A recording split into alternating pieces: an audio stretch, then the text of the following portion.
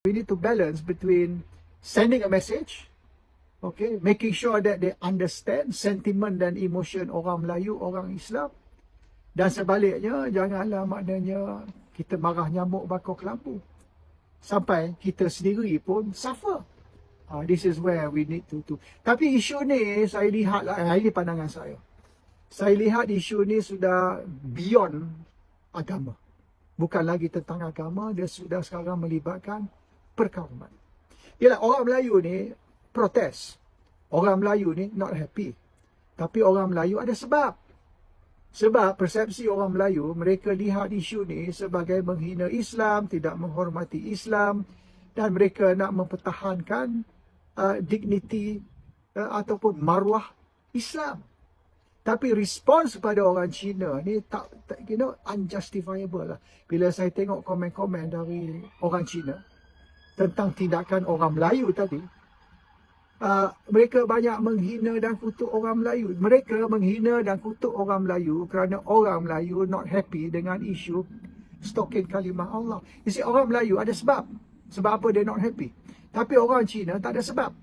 Tapi dia panggil orang Melayu ni anjing lah, babi lah dan macam-macam lagi. Sebab apa? Why do you need to insult the Malays? Why do you need to call Melayu ni anjing lah, babi lah? Oleh kerana apa?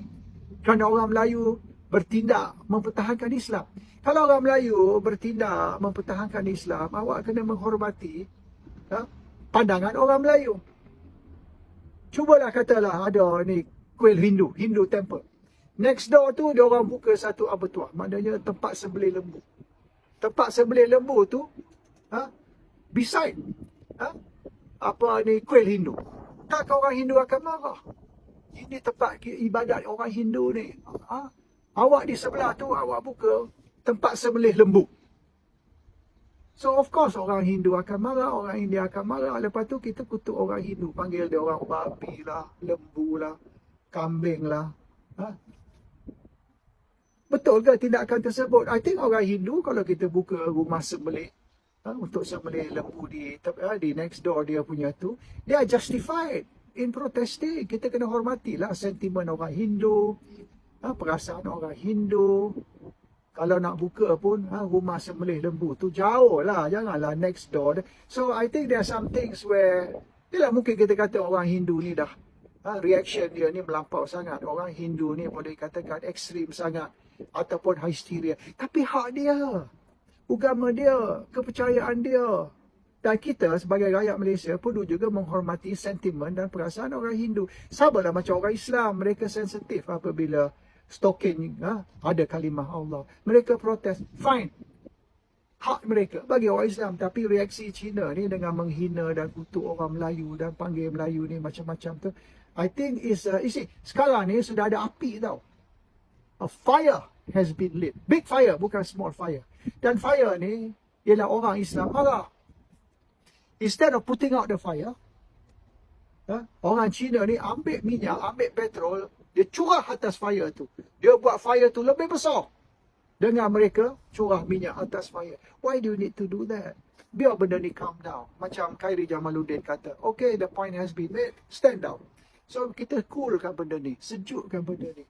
Tapi kalau orang lain ni duduk curah minyak atas api yang dah merebak ni, in the end fire tu beyond control tau.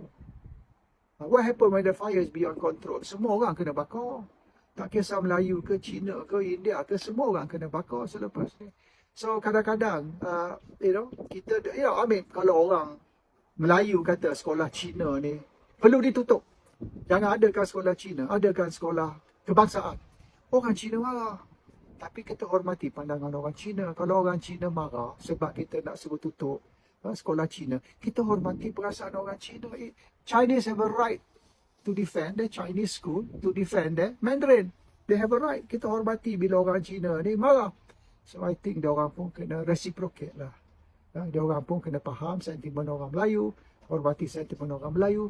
Dan jangan cuba balas ni, bukan dengan cara nak cuba padamkan api, tetapi dengan cara nak suruh api ni merebak lebih teruk sampai sudah tak boleh kontrol. That's all lah my comment tentang isu ni.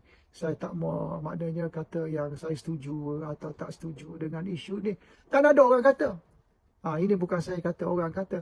Kita ambil tindakan terhadap pengimport, the importer of stokin kalimah Allah. Kita ambil tindakan juga terhadap ni yang menjual dia, KK Supermart.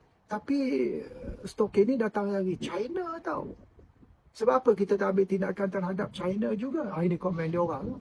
Bermaknanya kita perlu juga boycott China tau.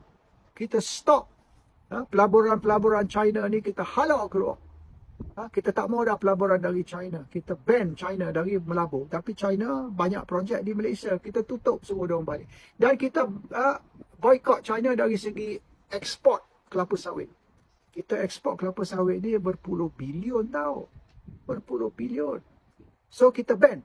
Jangan ekspor kelapa sawit ke China sebab China ni yang hantar dia stokin kalimah Allah. Dan ialah mungkin tindakan tu akan merugikan Felda. Dan peneroka Felda akan menghadapi masalah. Tapi itu perjuangan lah. Kalau kita serius, we want to punish all those people. So China pun perlu kita punish juga.